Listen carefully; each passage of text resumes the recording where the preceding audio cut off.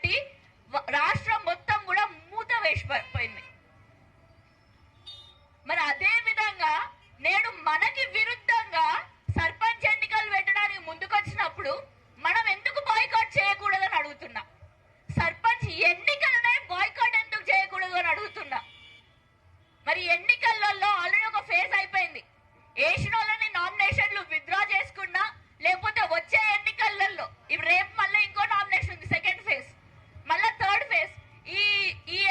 ఈ సర్పంచ్ ఎన్నికలలో మనం ఎవరము పోటీ చేయకపోతే మన దగ్గరున్న ఆగ్రహం వినిపించవచ్చు. మనం రోజు తగలబెడుతూనే ఉన్నాం దిష్టి బొమ్మలు, ప్రభుత్వం దిష్టి బొమ్మలు తగలబెడుతున్నాం, బీజేపీ కాంగ్రెస్ పార్టీల దిష్టి బొమ్మలు తగలబెట్టినాం, వాళ్ళే ప్రభుత్వాల్లో ఉన్నాయి కాబట్టి. నేడు మరి ఆనాడు మనం మొత్తం రాష్ట్రం మొత్తం కూడా బంద్కు పిలుపునిచ్చినప్పుడు ఆ నాయకులే కదా బీజేపీ కండువాలు వేసుకొని, కాంగ్రెస్ కండువాలు వేసుకొని ఓ మీద మీద పడి వేసింది ర్యాలీలు. మరి నేడు సర్పంచ్ ఎన్నికలకి రావాల్సినటువంటి 42% బీసీలకి రిజర్వేషన్ రాకపోతే ఎందుకు వాళ్ళు మౌనం పాటిస్తున్నారు? నేడు నేను అందుకనే రాష్ట్ర జేఏసీకి కూడా అన్నా, మీరు పిలుపునిస్తే స్వచ్ఛందంగా నామినేషన్లకి వేసిన వాళ్ళందరూ కూడా తప్పుకుంటారు. మనం ధైర్యంగా కూడా ఈ సర్పంచ్ ఎన్నికల్ని బాయ్కాట్ చేయగలుగుతాం. ధైర్యంతో మీరు పిలుపునియాలి అని చెప్పేసి నేను కోరుకుంటూ, మరి అదే విధంగా మీ అందరి త్యాగాలను చూసి నేడు ఈ బిడ్డ పుట్టింది. మీ అందరి త్యాగాలను చూసి, ఆనాడు సావిత్రిబాయి ఫులే గారి త్యాగాలను చూసి, అంబేద్కర్ గారి త్యాగాలను చూసి, మరి బెల్లి లలిత అక్క త్యాగాన్ని చూసి, స్వరం ఎత్తితేనే బెల్లి లలిత అక్కని 22 ముక్కలుగా నరికి మన భువనగిరి బావుల్లో పడేసిళ్ళు తెలంగాణ ఉద్యమంలో. అట్లాంటి బీసీ బిడ్డలు ఎంతో మంది త్యాగాల వల్ల నాలాంటి యువకులు నేడు మళ్ళా బీసీ జెండా పట్టుకొని ముందుకు రావడానికి సిద్ధంగా ఉన్నాం. మరి మీరందరూ ఇక్కడ ఉన్నటువంటి వాళ్ళందరూ కూడా మాజీ మంత్రి శ్రీరన్న దగ్గర 20-30 సంవత్సరాల నుంచి, మధుసూదనాచార్య అన్న ఎన్టీఆర్ గారి కాలం నుంచి, అదే విధంగా జాజుల సీనన్న 20 సంవత్సరాల నుంచి, వీళ్ళందరూ కూడా కొన్ని సంవత్సరాల నుంచి చెప్పాలంటే నా వయసు, వాళ్ళ అనుభవం అంత ఉంటుంది, నా వయసు అంతే. కానీ మీలాంటి వాళ్ళ త్యాగాల వల్ల ఎంతో మంది యువకులం మేము పుడుతున్నాం. కాబట్టి ఈ బీసీ అనేటిది, ఈ బీసీ నినాదం అనేటిది మా అందరికీ కూడా మీరు చేసేది కూడా ఎక్కడికి పోవట్లేదు. దీనివల్ల ఏమైతే అని అనుకోకుండా మీరు చేసేది ప్రతి ఒక్కటి వచ్చే తరం చూస్తుంది అని చెప్పేసి మీరందరూ గుర్తుంచుకుంటారని చెప్పి కోరుకుంటూ, మరి ఇప్పటి వరకు చేసిన త్యాగాలన్నీ కూడా మేము కూడా బాధ్యతగా వచ్చే యువతరానికి కూడా అందిస్తున్నందుకు మీ అందరికీ కూడా ప్రత్యేకించి నా బీసీ వందనాలు తెలియజేసుకుంటూ, అందరికీ ఇంకొకసారి జై బీసీ.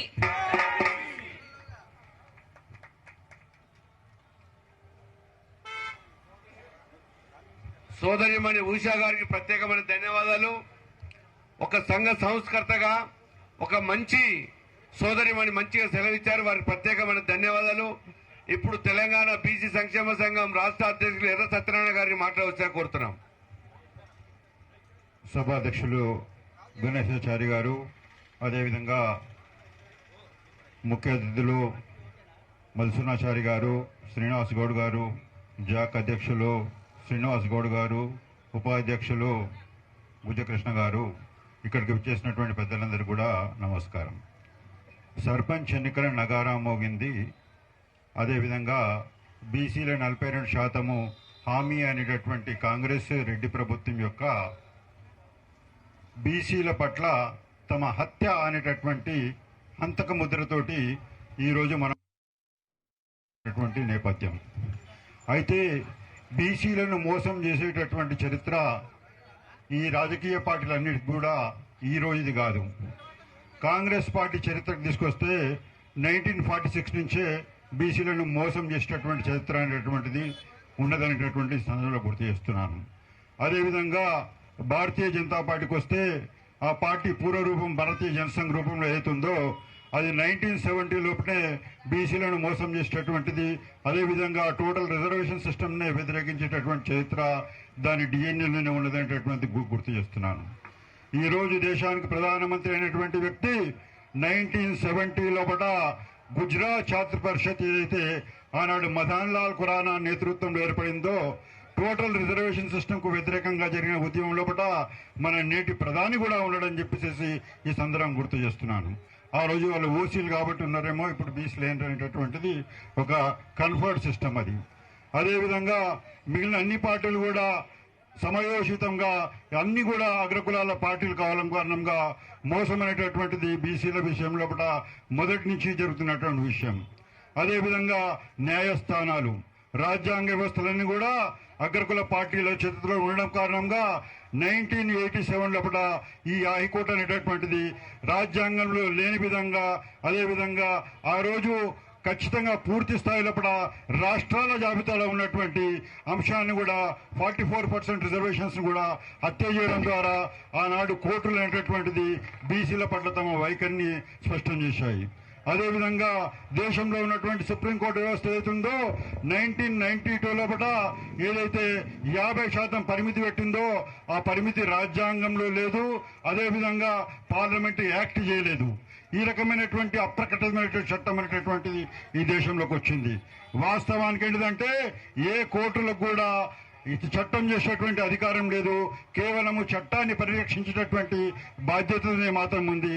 అయితే దానికి భిన్నంగా వీళ్ళందరూ కూడా చట్టం, అప్రకటిత చట్టం ద్వారా ఈ రోజున బీసీలను గొంతు కోయడానికి మాత్రమే కొత్త రకమైనటువంటి పద్ధతులు అనేటటువంటిది న్యాయ వ్యవస్థ కూడా చేపట్టడం అనేటటువంటిది కూడా ఈ సందర్భంలో చెప్పక తప్పదు.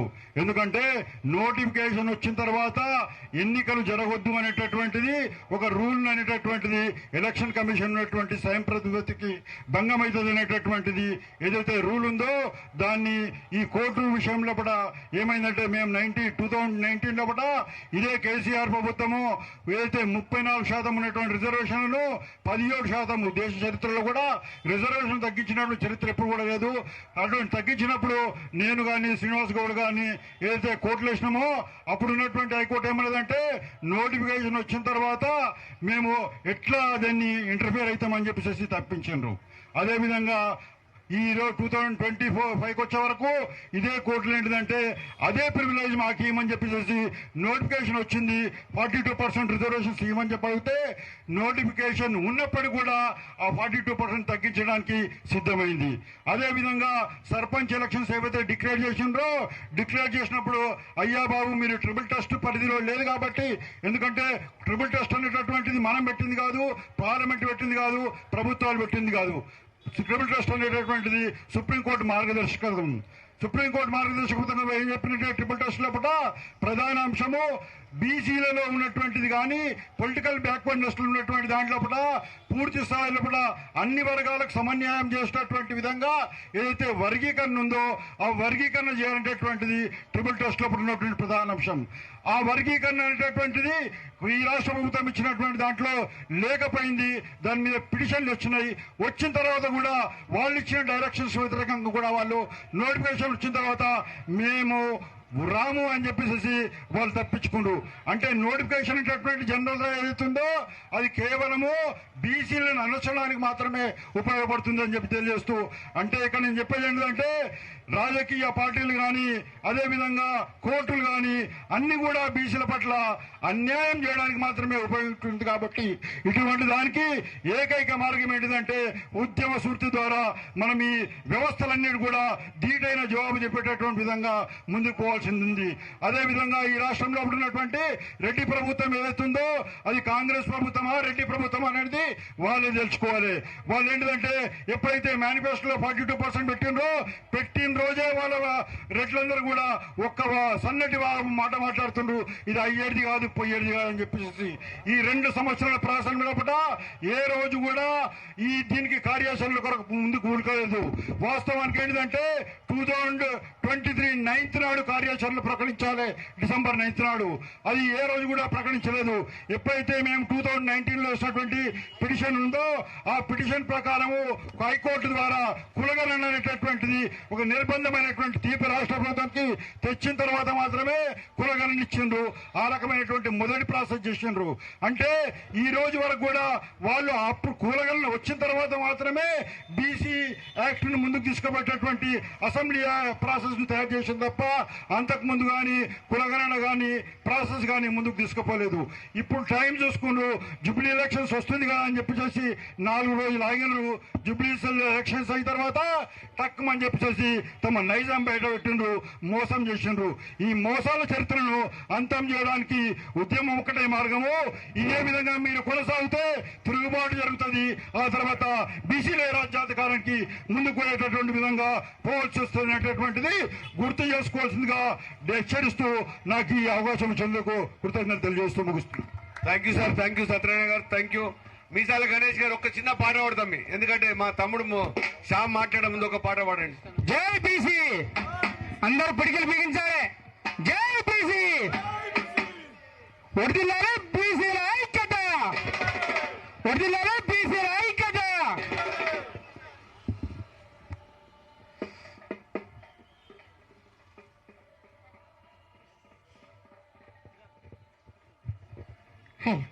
జై బీసీ, జై బీసీ, జై బీసీ, జై బీసీ, బీసీల ఐక్యత, వర్ధిల్లాలి, వర్ధిల్లాలి, బీసీల ఐక్యత, వర్ధిల్లాలి, వర్ధిల్లాలి. మరి మన బలగం పాట పాడుకుందాం. బలగం బలగం బీసీ బలగం, ఇది మట్టి తల్లి ఎదనే ముద్దాడిన బలగం. బలగం బలగం బీసీ బలగం, ఇది మట్టి తల్లి ఎదనే ముద్దాడిన బలగం. బలగం బలగం బీసీ బలగం, ఇది మట్టి తల్లి ఎదనే ముద్దాడిన బలగం. బలగం బలగం బీసీ బలగం, ఇది మట్టి తల్లి ఎదనే ముద్దాడిన బలగం. అరే మాటిస్తే నప్పనోళ్ళు, బీసీ బలగం, మడమ తిప్పని వీరులు, బీసీ బలగం, అడుగుల గంభీరులు, బీసీ బలగం, అరే వెనకడుగే వేయనోళ్ళు. బీసీ బలగం. బలగం, అరే బలగం, బలగం బలగం బీసీ బలగం, ఇది మట్టి తల్లి ఎదనే ముద్దాడిన బలగం. బలగం బలగం బీసీ బలగం, ఇది మట్టి తల్లి ఎదనే ముద్దాడిన బలగం. బలగం బలగం బీసీ బలగం, ఇది శ్రమశక్తిని నమ్ముకున్న శ్రామిక బలగం. బలగం బలగం బీసీ బలగం, ఇది శ్రమశక్తిని నమ్ముకున్న శ్రామిక బలగం. నాగరాల నెత్తురులో, బీసీ బలగం, కమ్మగూప గుండెల్లో, బీసీ బలగం, యువకులారి పిల్లల్లో, బీసీ బలగం, అడుగుల గంభీరుల్లో, బీసీ బలగం. బలగం, బలగం బలగం బలగం బీసీ బలగం, ఇది మట్టి తల్లి ఎదనే ముద్దాడిన బలగం. బలగం బలగం బీసీ బలగం, ఇది శ్రమశక్తిని నమ్ముకున్న శ్రామిక బలగం. బలగం బలగం బీసీ బలగం, ఇది శ్రమశక్తిని నమ్ముకున్న శ్రామిక బలగం. ఇది శక్తిని నమ్ముకున్న శ్రామిక బలగం, ఇది శివశక్తిని నమ్ముకున్న శ్రామిక బలగం. బీసీ, జై జై బీసీ, జై బీసీ, జై జై బీసీ, బీసీల ఐక్యత. వర్ధిల్లాలి. ధన ధన దండోరో డప్పుల దండోరో, తెలంగాణ బీసీలు కదిలొచ్చే నేడు ఉద్యమానికి జోడు. ధన ధన దండోరో డప్పుల దండోరో, తెలంగాణ బీసీలు గదులొచ్చిన జోడు ఉద్యమానికి నేడు. ధన ధన దండోరో డప్పుల దండోరో, తెలంగాణ బీసీలు కదిలొచ్చే జోడు ఉద్యమానికి నేడు. ధన ధన దండోరో డప్పుల దండోరో, తెలంగాణ బీసీలంతా గదులొచ్చే జోడు ఉద్యమానికి నేడు. 60% ఉన్న మనము ఎయ్యర దండోరో, 60% ఉన్న మనము ఎయ్యర దండోరో, అడుక్కోవడం ఏంది, ఎయ్యర దండోరో, అడుక్కోవడం ఏంది, ఎయ్యర దండోరో, అడుక్కోవడం ఏంది. ఎయ్యర దండోరో, పిచ్చగల్లలాగా మనము, ఎయ్యర దండోరో, పిచ్చగల్లలాగా మనము ఎయ్యర దండోరో, దండర దండోరో డప్పుల దండోరో, తెలంగాణ బీసీలు కదిలొచ్చే నేడు ఉద్యమానికి జోడు. ధన ధన దండోరో డప్పుల దండోరో, తెలంగాణ బీసీలంతా గదిలొచ్చే జోడు ఉద్యమానికి నేడు. 42% ఎయ్యర దండోరో, 42% ఎయ్యర దండోరో, రిజర్వేషన్లకై, ఎయ్యర దండోరో, రిజర్వేషన్లకై ఎయ్యర దండోరో, ధన దండోరో డప్పుల దండోరో, తెలంగాణ బీసీలు కదిలొచ్చిన జోడు ఉద్యమానికి నేడు. ధన ధన దండోరో డప్పుల దండోరో, తెలంగాణ బీసీలంతా గదిలొచ్చే జోడు ఉద్యమానికి నేడు. ధన దండోరో డప్పుల దండోరో, తెలంగాణ బీసీలు కదిలొచ్చే నేడు ఉద్యమానికి జోడు. ధన ధన దండోరో డప్పుల దండోరో, తెలంగాణ బీసీలంతా గదిలొచ్చే జోడు ఉద్యమానికి నేడు. తెలంగాణ క్రాంతి దళ్ బుద్ధిరాజన్న వేదిక మీకు రావాల్సిందిగా కోరుతాను. గట్టిగా సభలు కొట్టాలి. హో! రగులుతున్నది బీసీ బలగము రా తమ్ముడా రా రా. కదులుతున్నది బీసీ ఉద్యమం లే తమ్ముడా లేరా. రగులుతున్నది బీసీ బలగము రాయమ్ముడా రారా, కదులుతున్నది బీసీ ఉద్యమంలో చెల్లరా లేరా. అనిగ మరిగిన ఆకలి కేకలు పోరు కేకలై రగులుతున్నాయి. మేమెంతో మాకంత మా మాట మాకేనా.